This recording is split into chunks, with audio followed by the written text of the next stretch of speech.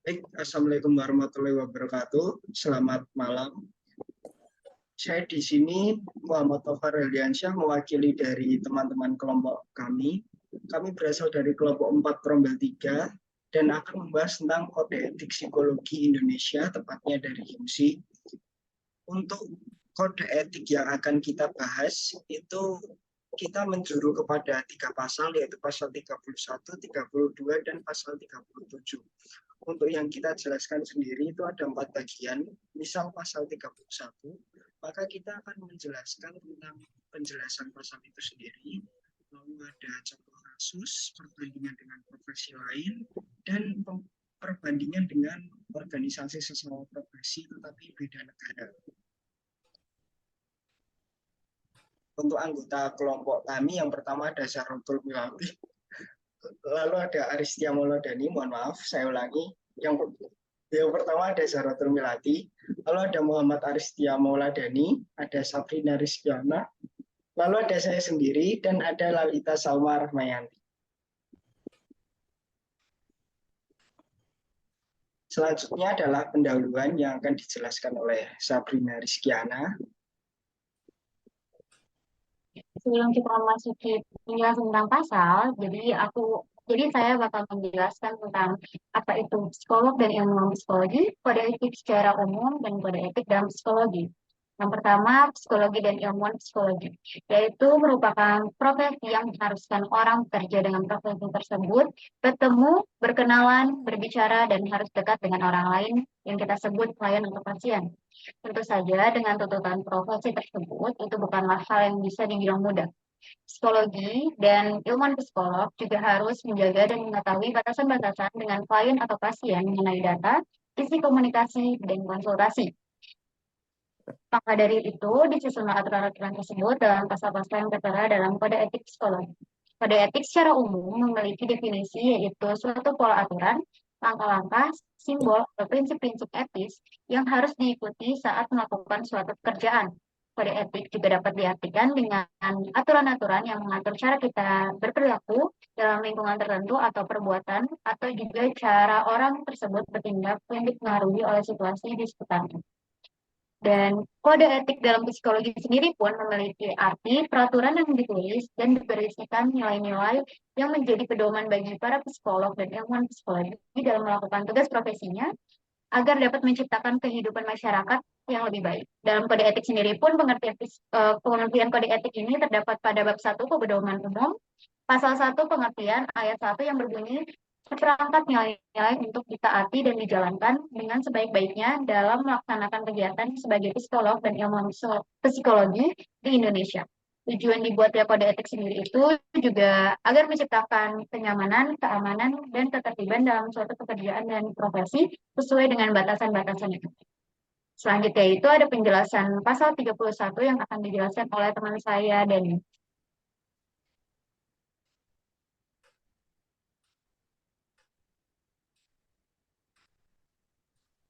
Baik, terima kasih. Saya akan menjelaskan terkait pasal 31 tentang pernyataan melalui media. Psikolog dan atau ilmuwan psikologi dalam memberikan keterangan pada publik melalui media cetak atau elektronik harus berhati-hati untuk memastikan bahwa pernyataan tersebut yang pertama konsisten terhadap kode etik, yang kedua berdasar pada pengetahuan atau pendidikan profesional, pelatihan, konsep teoritis, dan konsep praktik psikologi yang tepat. Yang ketiga, berdasar pada atas praduga tak bersalah. Yang keempat, telah mempertimbangkan batasan kerahasiaan sesuai dengan pasal 24 Buku Kode Etik Psikologi tahun 2010. Dan yang kelima, pernyataan melalui media terkait dengan bidang psikologi forensik terdapat dalam pasal 61 Buku Kode Etik Psikologi tahun 2010. Selanjutnya,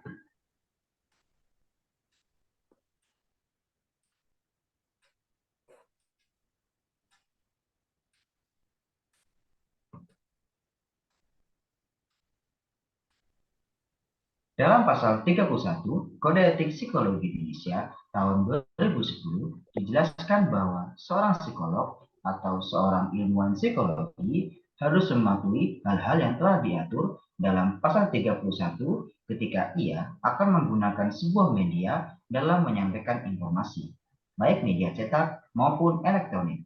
Informasi tersebut harus tetap berpedoman pada Kode Etik Psikologi tahun 2010, khususnya pasal 31.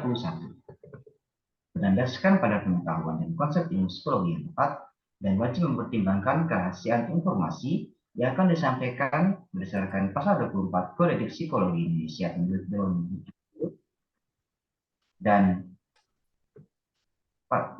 pasal 61 tentang psikologi forensik yang juga mengatur tentang kerahasiaan data.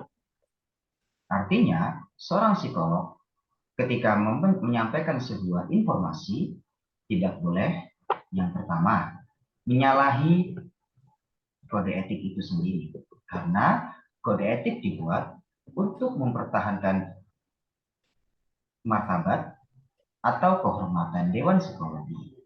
Yang kedua, tidak boleh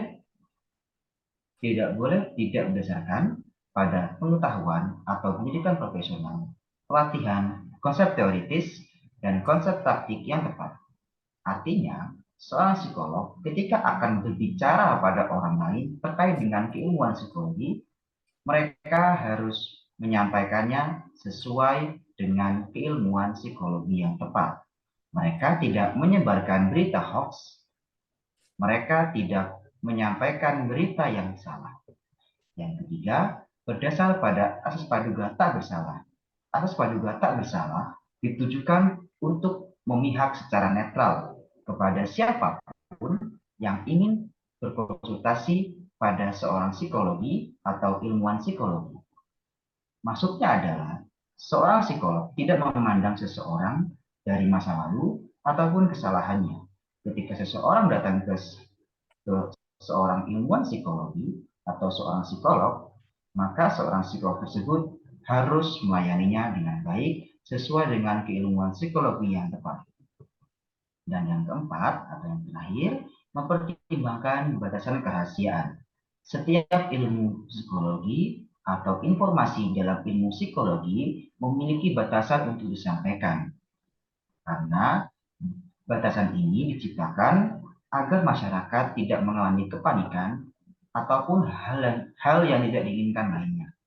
Selanjutnya,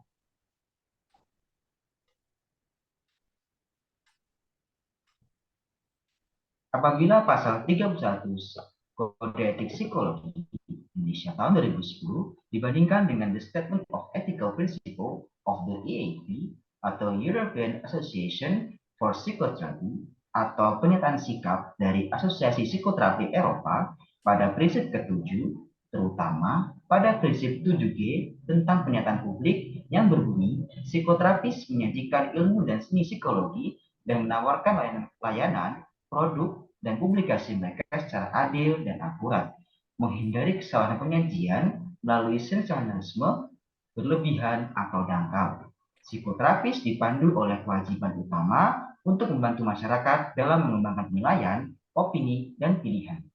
Prinsip 7G dalam The Statement of EAP sangat berkaitan atau sangat berhubungan dengan pasal 31 poin nomor 2, yaitu berdasarkan pada pengetahuan atau pendidikan profesional, pelatihan, konsep teoritis, dan konsep praktik psikologi yang tepat. Dua pasal ini sangat selaras, menciptakan rasa aman pada konsumen yang akan atau sedang melakukan jasa psikologi, karena seorang psikolog atau ilmuwan psikologi harus berpedoman pada ilmu pengetahuan dan tidak melebihkan atau mengurangkan informasi yang akan disampaikan kepada kliennya. Selanjutnya akan disampaikan oleh teman saya, Lalita. Baik, pada contoh kasus pada pasal 31 kali ini, yaitu ketika seorang psikolog atau psikoterapis melayani seorang konsumen psikologi. Namun, ketika melayani konsumen tersebut, seorang psikolog atau psikoterapis ini melebih-lebihkan penjelasannya atau tidak menyampaikan penjelasannya secara benar dan tepat.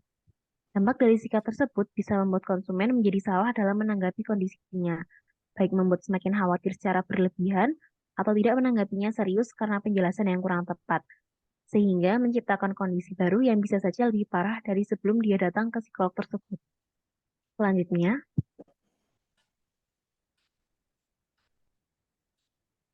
Perbandingan dengan profesi lain.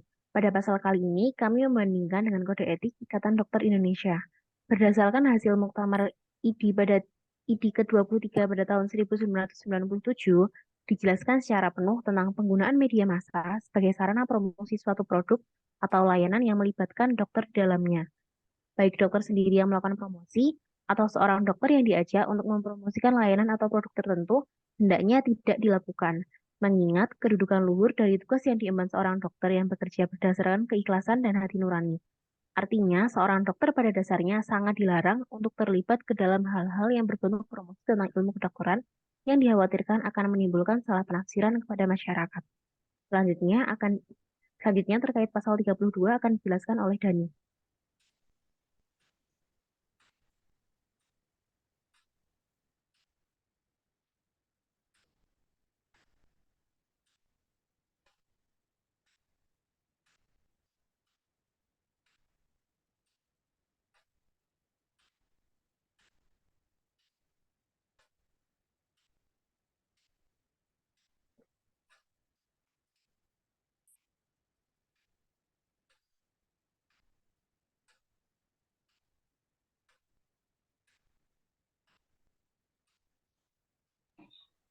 Baik, pada pasal 32 tentang iklan diri yang berlebihan, seorang psikolog dan atau ilmuwan psikologi dalam menjelaskan kemampuan atau keahliannya harus bersikap jujur, wajar, bijaksana, dan tidak berlebihan dengan memperhatikan ketentuan yang berlaku untuk menghindari kesalahan tafsir dalam masyarakat.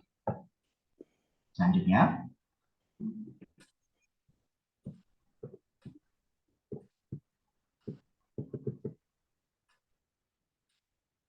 pada pasal 32, telah dijelaskan secara singkat dan jelas, seorang psikolog dan atau ilmuwan psikologi ketika dia ingin membuka praktek atau dia sedang memberitahu masyarakat secara luas bahwa ia memiliki latar belakang ilmu psikologi, dia diperbolehkan untuk mengiklankan dirinya dalam media informasi, baik cetak maupun elektronik.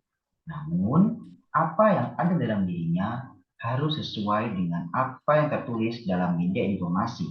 Artinya, dia tidak melebih-lebihkan dirinya, baik secara keilmuan, secara sertifikat kelayakan, atau hal lainnya. Sehingga informasi tersebut tidak menyesatkan masyarakat ataupun orang-orang yang ingin berkonsultasi tentang psikologi pada seorang psikolog atau ilmuwan psikologi.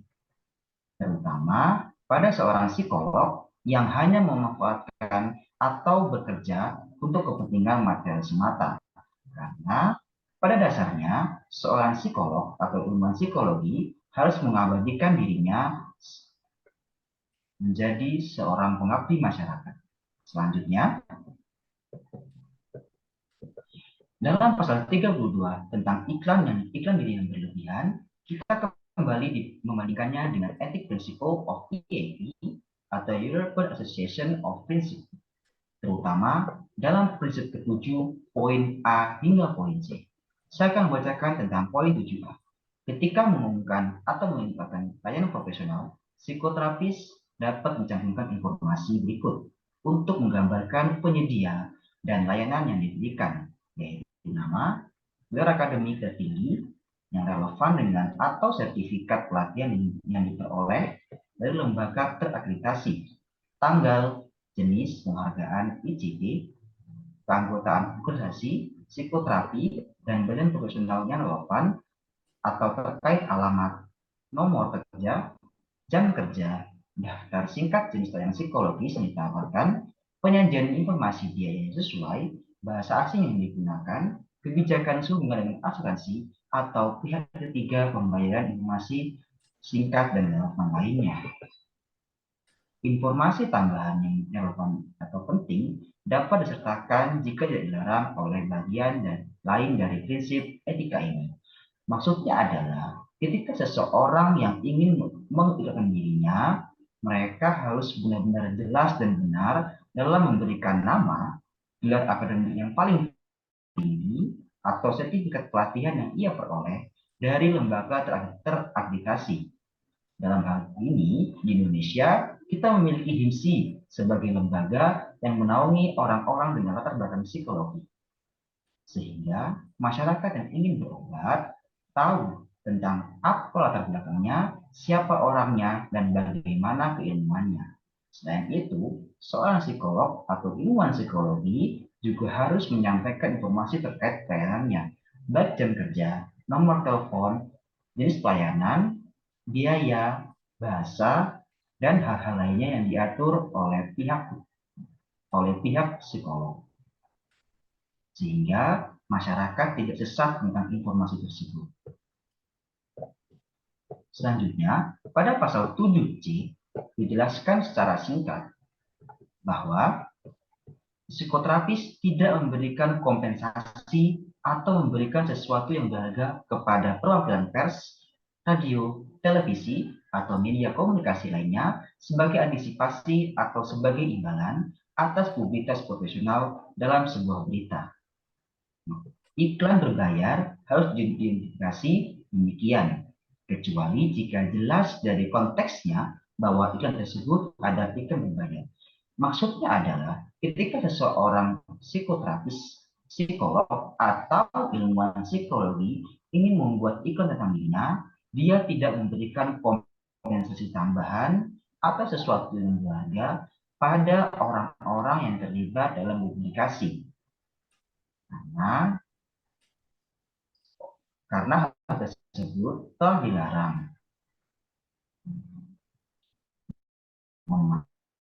Maaf, hal tersebut menjadi sah atau legal apabila memang iklan tersebut memang oleh seorang psikolog atau psikologi memberikan imbalan tambahan sebagai tanda bahwa ia ingin lebih dikenal masyarakat. Misalnya dengan melebih-lebihkan gelar ataupun namanya, ataupun kemampuannya dalam menyembuhkan orang yang berkaitan dengan keilmuan psikologi. Selanjutnya akan disampaikan oleh rekan saya, yaitu Melita.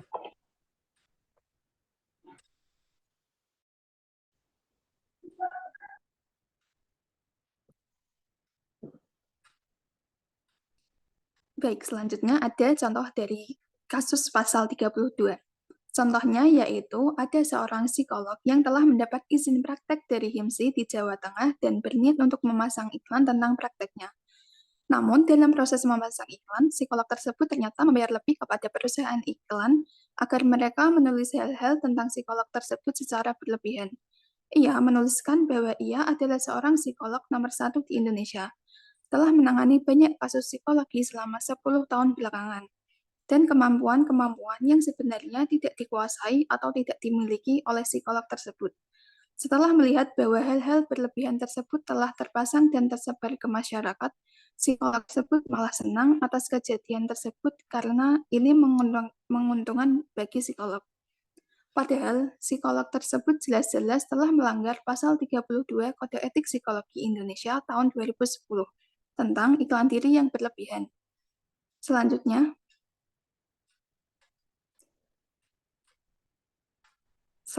yaitu ada perbandingan dengan profesi lain. Dalam pasal 3F dijelaskan bahwa seorang dokter dilarang untuk melakukan usaha untuk menarik perhatian umum dengan maksud supaya praktek lebih dikenal orang lain dan pendapatannya bertambah. Misalnya dengan menggunakan iklan atau mengizinkan orang lain mengumumkan namanya atau hasil pengobatannya dalam surat kabar atau media massa lain.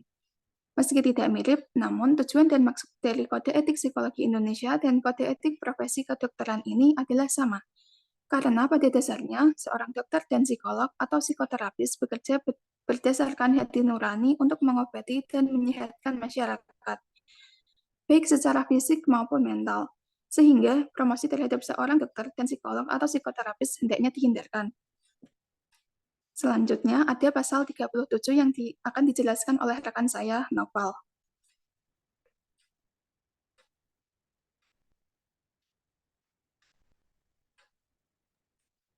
Selanjutnya adalah pasal 37. Untuk pasal 37 Kode Etik Psikologi sendiri, terutama menjelaskan tentang pendidikan dan pelatihan yang diperlukan oleh psikolog dan ilmuwan psikologi.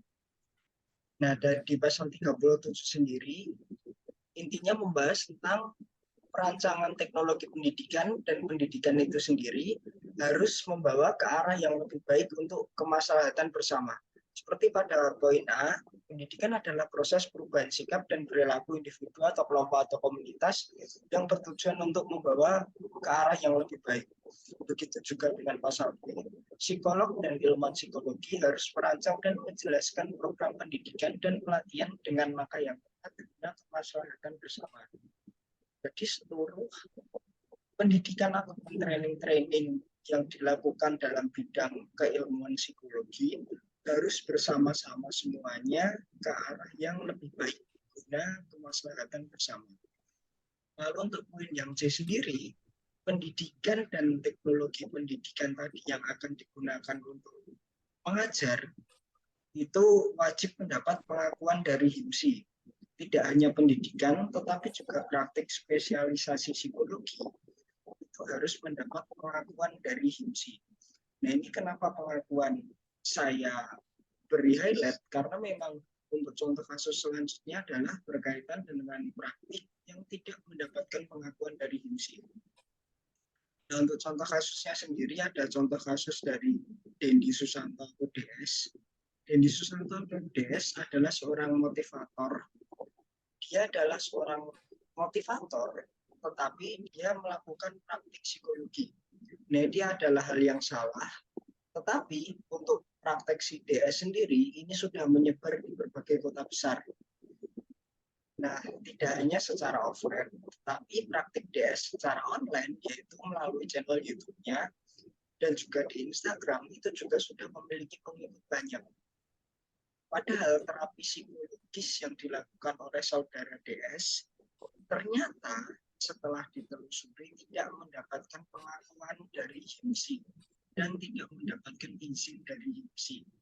Bahkan si Dendi Susanto sendiri dia tidak terdaftar di angka anggotaan HIMSI. Yang otomatis si DS ini tidak memiliki SIPP dalam menjalankan praktek, di mana ini adalah syarat mutlak untuk menjalankan praktik psikologi. Berikut jika saya bandingkan dengan kode etik Jepang yaitu IMHBJ.